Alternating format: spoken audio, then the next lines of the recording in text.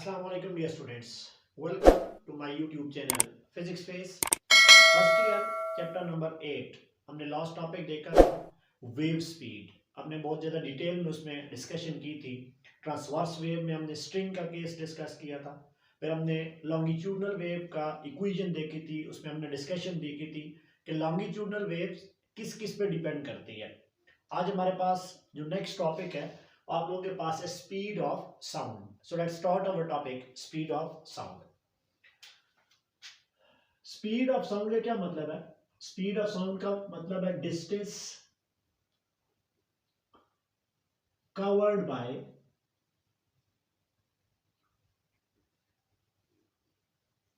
Sound wave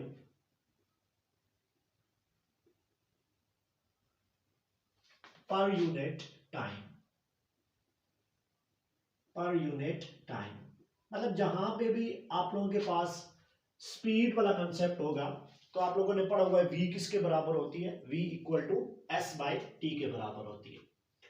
जब आप लोग इसकी डिस्कशन करते थे टाइप्स ऑफ वेव में तो आप लोग क्या कहते हो, जो आप लोगों के पास साउंड वेव्स होती हैं, जो साउंड वेव्स होती हैं वो बेसिकली आप लोगों के पास क्या होती हैं? वो आप लोगों के पास होती है longitudinal wave. Sound wave is basically an example of किसकी एग्जांपल होती थी?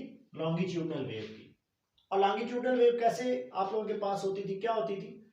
जिसमें पार्टिकल पैरेलल आप लोगों के पास वाइब्रेट करे। हमने वहां पे देखा था इन the form of compression and refraction आप लोगों के पास जो है वो साउंड वेव वाइब्रेट होती है। और जब आप लोग लॉन्गिट्यूडनल वेव को डिस्कस करते थे तो लॉन्गिट्यूडनल वेव के लिए जो स्पीड का आप लोगों के पास फार्मूला होता था वो क्या होता था? वो फार्मूला आप लोगों के पास होता था v equal to under root E. अब आप लोगों के पास होता इलास्टिक मॉडुलस और यहां पे आप लोगों के पास क्या होती थी? यहां पे आप लोगों के पास होती डेंसिटी। हमने प्रीवियस लेक्चर इस पे बहुत ज्यादा डिटेल में डिस्कशन की है कि जब आप लोगों के पास लॉन्गिट्यूडनल वेव हो तो उसकी स्पीड के लिए जो आप लोग फार्मूला यूज करते हो वो आप लोगों के पास क्या होता है? E by P under root E by rho, where rho is the density and E आप लोगों को क्या बता रहा होता है कि कोई मीडियम कितना इलास्टिक है।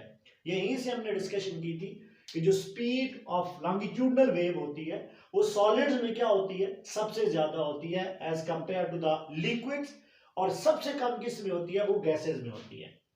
लेट करेंगे आप लोगों के पास ये मेन इक्वेशन है लॉन्गिट्यूडनल में, क्योंकि साउंड वेव आप लोगों के पास क्या है? वो लॉन्गिट्यूडनल वेव है, तो फिर इसमें फार्मूला तो यही लगना है। अब ये फार्मूला आप लोगों के पास सबसे पहले जिस पे काम किया था, ड्राइव किया था, जो यहाँ पे हम लोग जिस टॉपिक को डिस्कस करना चाह रहे हैं वो आप लोगों के पास है Newton formula to find out the speed of sound. हम लोग डिस्कशन किस पे करेंगे? हमारी इंपॉर्टेंट जो आप लोगों के पास डिस्कशन है वो आप लोगों के पास है Newton formula to determine to find out the speed of sound. अब न्यूटन ने क्या किया? न्यूटन ने डिफरेंट एजम्पशन ली है। न्यूटन क्या कहता है? न्यूटन की एजम्पशन को पहले हम लोग डिस्कस कर लेते हैं कि न्यूटन ने कौन कौन सी वैल्यूज को, कौन कौन से फैक्टर को एज्यूम करके स्पीड ऑफ साउंड जो है वो फाइंड आउट की थी। उसने क्या कहा है? उसने कहा है कि जो पहली एजम्पशन है वो है कि जो जिस कंडीशन के अंदर किसी मीडियम में आप लोग स्पीड ऑफ साउंड को चेक करना चाह रहे हो तो वो जो कंडीशन आप लोगों के पास होगी या जो प्रोसेस आप लोगों के पास होगा वो प्रोसेस आप लोगों के पास क्या होगा? वो आप लोगों के पास हो जाएगा isothermal process. So according to the Newton जो प्रोसेस आप लोगों के पास होता है स्पीड ऑफ साउंड डिटरमाइन करने का वो कौन सा हो जाएगा? वो आइसोथर्मल हो जाएगा। और आइसोथर्मल तो आप लोगों ने पढ़ा हुआ, इजी है। The word iso mean same and thermal mean temperature. इसका मतलब है यहाँ पे इस कंडीशन के अंदर टेम्परेचर क्या रहेगा? टेम्परेचर आप लोगों के पास रहेगा कांस्टेंट। टेम्परेचर अगर कांस्टेंट है तो जो चेंज इन टेम्परेचर है वो क्या हो जाएगा? फिर वो जीरो हो जाएगा। If change in temperature is zero, किसी भी जगह पे किसी सिस्टम के अंदर टेम्परेचर का चेंज जीरो हो तो आप उस प्रोसेस को क्या कहते होते हो? आइसोथर्मल प्रोसेस कह रहे होते। अब न्यूटन क्या कह रहा है? न्यूटन ये चीज कह रहा है कि जो आप लोगों के पास साउंड वेव होती है वो आप लोगों के पास प्रोपोगेट कैसे कर रही होती है? प्रोपोगेट कर रही होती है in the form of compression and refraction. और हमने ये तो चीज पहले भी देखी थी कि यहां पे जो आप लोगों के पास ये जो आप लोगों के पास पोर्शन है जहां पे आप लोग देखिए पार्टिकल एक दूसरे के करीब करीब है, बिल्कुल जुड़े हुए हैं, इसको आप लोग क्या कह रहे होते हो? ये आप लोग कह रहे होते हो कि ये आप लोगों के पास क्या चीज बन जाती है, क्या यहाँ पे हो जाता है, ये कंप्रेशन हो जाती है। Waves are compressed, particle are compressed. और ये जो आप लोगों के पास है जहां पे पार्टिकल एक दूसरे से दूर है, इसको मैं लेट कर यहाँ पे ब्लैक मार्कर के साथ यहाँ पे शो कर रहा हूँ, ये ब्लैक मार्कर के साथ में शो कर रहा हूँ। ये जो ब्लैक मार्कर वाला पोर्शन है ये शो कर रहा है कि यहाँ पे आप लोगों के पास क्या बन रही है, यहाँ पे बन रही है रेयर फ्रैक्शन।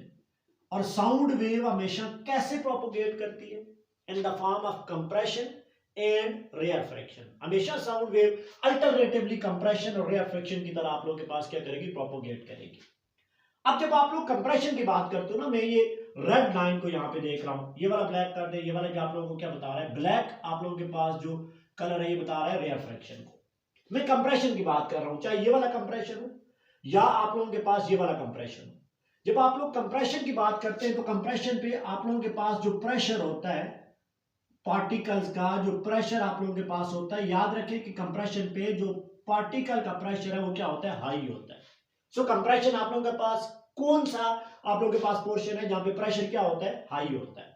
अब अगर आप लोगों के पास प्रेशर हाई है तो याद रखें कि यहां पे जो डेंसिटी होती है, density of the particle mass per unit volume, ये भी आप लोगों के पास क्या होती है, ये आप लोगों के पास हाई होती है। यहां से आप लोगों को क्वेश्चन में पूछ सकता है, एट कंप्रेशन प्रेशर क्या होता है, ज्यादा होता है, डेंसिटी भी क्या होती है, ज्यादा होती है।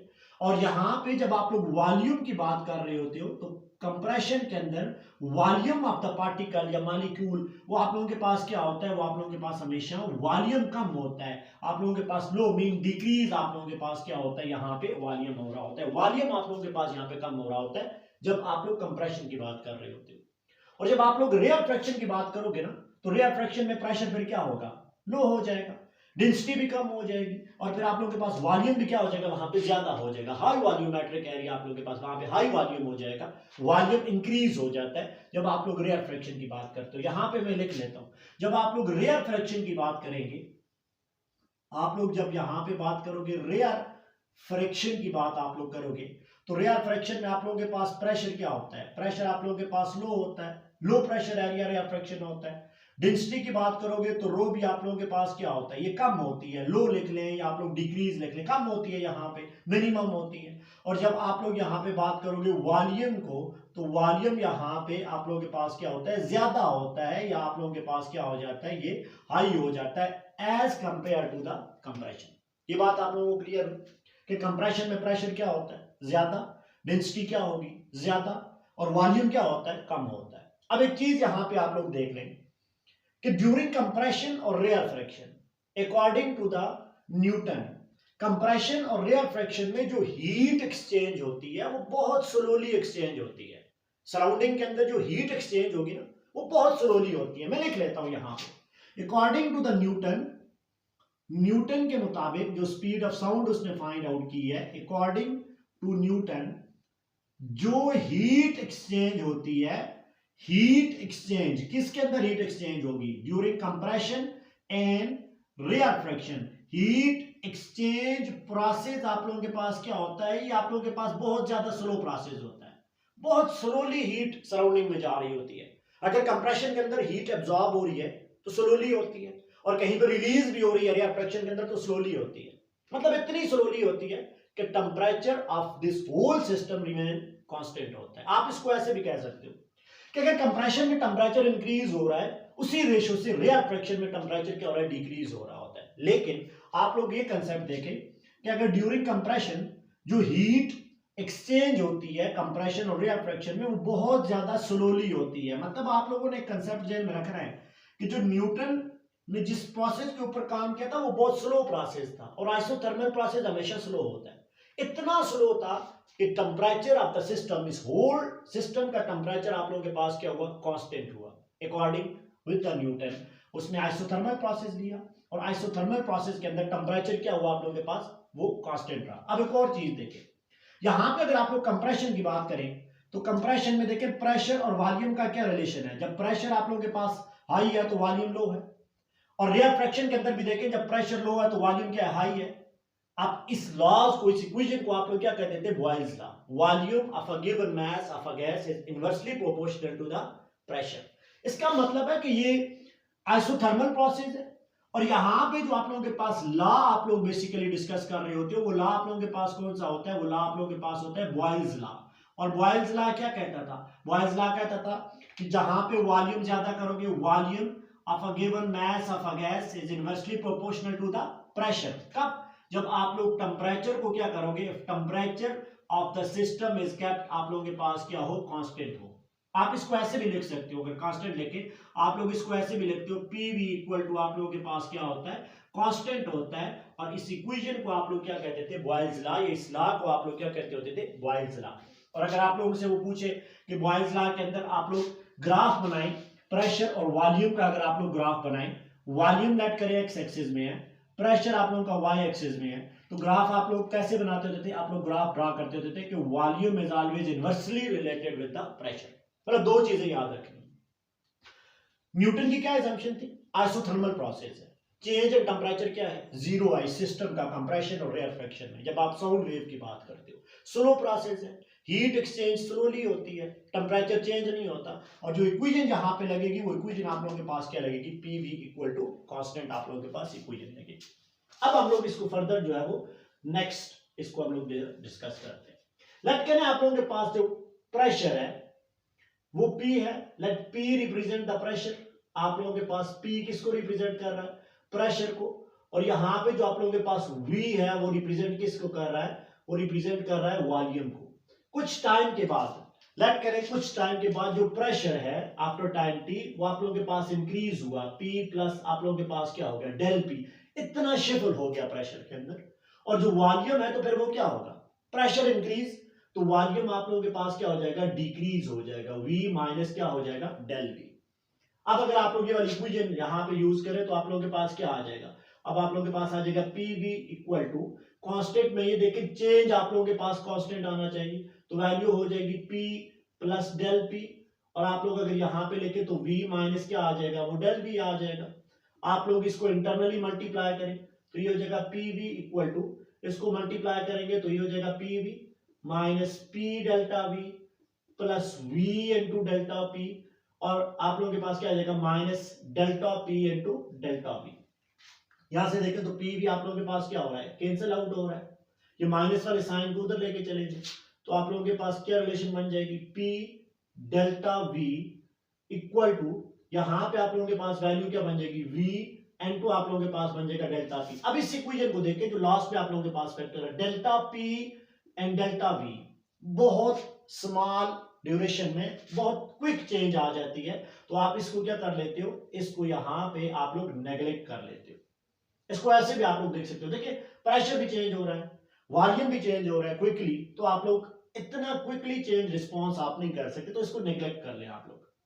अब यहां से अगर मैं इसको रीअरेंज करके लिखूं तो मैं P को कैसे लिख सकता हूं? P इक्वल टू, अब डेल V इधर आके डिवाइड हो जाएगा तो ये हो जाएगा V delta P divided by आप लोगों के पास क्या आ जाएगा? Del V। देखिए P डेल V है तो ये डेल V इधर आ जाएगा। अब अगर मैं यहां पे इस V को इस डेल V के डिनोमिनेटर में लेके आ जाऊं तो देखिए मैं इस तरह लिख सकता हूं ना, मैं नोमिनेटर में रखूं डेल्टा P और डिनोमिनेटर में क्या लिखूं? मैं लिखूं डेल्टा V बाय V। अब मेरे पास एक टर्मिनोलॉजी बन गई है, delta P represent change in pressure और डेल्टा V मुझे स्ट्रेन बता रहा है, वॉल्यूमेट्रिक स्ट्रेन बता रहा है। मतलब ये चीज क्या है? यह वॉल्यूमेट्रिक स्ट्रेस है। इसको आप लोग क्या कहते थे? आप लोग इसको कहते हैं वॉल्यूमेट्रिक स्ट्रेस। और वॉल्यूमेट्रिक आप लोगों के पास क्या आ जाता है? स्ट्रेन आ जाता है। और ratio of the stress of strain किसके बराबर आती है? इलास्टिक मॉडुलस के बराबर आती है। मतलब ये रेशियो मुझे E के बराबर मिल रही है। तो अगर मैं ओवरऑल लिखूं तो P किसके बराबर आ जाएगा? P यहां पे मेरे पास आ जाएगा E के बराबर, where E represent elastic modulus. हमने कल डिस्कशन भी की थी कि इलास्टिक मॉडुलस सॉलिड के केस में आप लोगों के पास बल्क भी हो सकता है, यंग मॉडुलस भी हो सकता है और शेयर मॉडुलस भी हो सकता है, but in case of liquid in gases ये हमेशा बल्क मॉडुलस होगा। अब जरा आप लोग देखें, हम लोग स्पीड ऑफ साउंड की बात कर रहे हैं तो मेन इक्वेशन क्या थी? Speed of sound is always represented by under root E by P। तो अगर ये वैल्यू आप लोग इक्वेशन नंबर 1 में पुट करें सो इक्वेशन 1 बिकम, इक्वेशन 1 आप लोगों के पास क्या बन जाएगी? So equation 1 become V equal to under root, अब देखिए यहां पे E है तो E की जगह मैं क्या लिख सकता हूं? मैं प्रेशर लिख सकता हूँ, P लिख सकता हूँ, P डिवाइडेड बाय आप लोगों के पास क्या हो जाएगा, डेंसिटी हो जाएगी। अब आप लोगों ने एक फॉर्मूला पढ़ा हुआ है, जो प्रेशर आप लोगों के पास होता है गैसेस का बैरोमेट्रिक मेथड से, वो किसके बराबर होता है, वो आप लोगों के पास होता है P equal to F by A के बराबर होता है। अगर इस F को मैं लिखूं तो ये वेट हो जाएगा mg हो जाएगा, mg बाय आप लोगों के पास A आ जाएगा।